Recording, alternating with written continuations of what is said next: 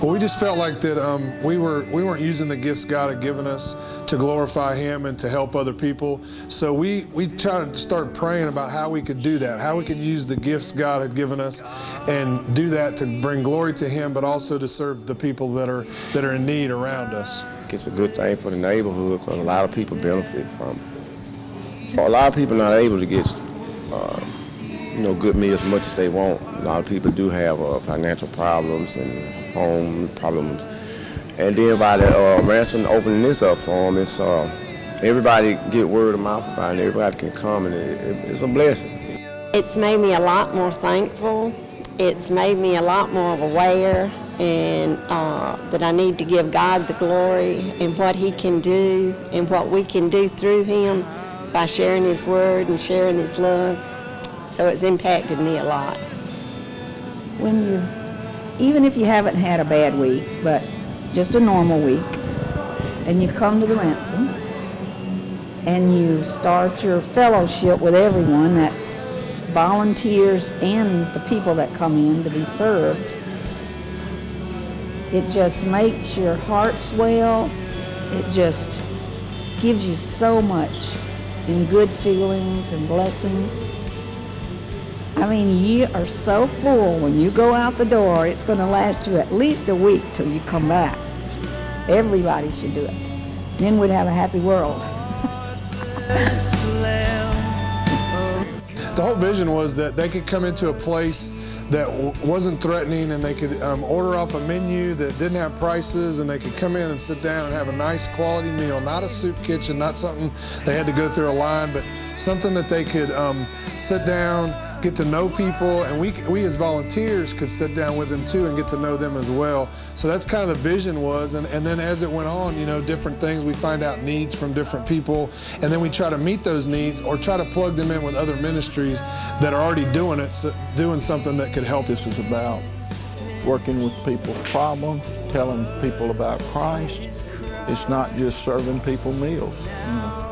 We want to reach out to the community, and we want people that have real needs to come and express their needs to us. When you live alone, sweetie, you don't never talk to anybody. And when I come here, I can have somebody to talk to. Because I can sit in my trailer day in and day out and not have anybody to talk to. And it makes me feel better. We've always said to our volunteers that Ransom Cafe is not about the food. Yes, we serve food, and that's just the vehicle we use to get into people's lives, but it's all about our relationships with other people. It's about getting to know people, getting to know where their hurts are and where their needs are, and letting them feel comfortable with us so that then we can meet those needs through different avenues that we have as far as ministry. I started coming to Ransom Cafe about a year ago. But before that, the Ransom Cafe came to me. My husband was very ill. He had myotonic muscular dystrophy, and he couldn't get out as much. So when he couldn't get out, they would come and bring us food to our home. We had one little lady that came in, and it was at Mother's Day, and we served her food, and she got ready to leave, and she said the food was delicious, and that could she hug my neck, that she hadn't had a Mother's Day hug, and it just thrilled my heart to be able to just give her something small as a hug and know how it impacted her and how it impacted me. To people who don't think it's worth their time to invest in people, I would say get a life and let it include everyone. And I would tell them too that except by the grace of God, that could be you. And you would want someone to step up and help you. I mean, even if it's just to be nice to them. Don't ignore them and don't. That's all they want. Somebody to sit down and listen to them and to learn what they go through. And they are God's children too. Yeah. Absolutely. So we have a lot of people, different people from all walks of life come in here. We have people that live in their cars. We have people that just need someone to talk to. Maybe they're a widow and they don't have anybody at home. Or we have people that live in the woods. they're just people, and that's what we're trying to get across through our ministry, is that people are people. It doesn't matter where they come from. An address does not dictate whether or not you have need or not, or lack of an address.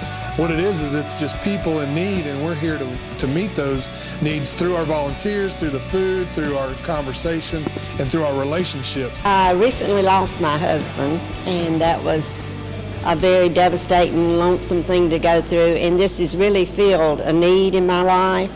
It's helped me to communicate with people, to see other people that are in dire straits, and what you can do with love. You don't have to have material things, but just to share the love with the people that come in. If you don't have somebody to kind of like encourage you, if you don't hear anything that's positive, something to uplift you, and then it could take a negative turn in a person's life. So I think that for me, it keeps me motivated to want to help people by seeing other people that don't have to help people anyway. So it's got to be God, because naturally people don't care enough to just help a person. So I see the Spirit of God working through the people that He got put in this place. I think it's a good thing. This isn't just about the people coming in to eat. This is a lot about us as volunteers, because we have to realize that these people are just people, and a lot of times we put ourselves in this shell in our churches and our homes, and we never get in contact with these people, and once we get to know them, we realize they're no different than us. We've always kind of imagined that they were antisocial, but they're not. They're just in circumstances beyond their control, and they're looking for someone who can not judge them, but love them anyway. And it's very easy to love all these people because they're just like us, they're just in different circumstances. I find peace, fellowship, a helping hand, not a handout.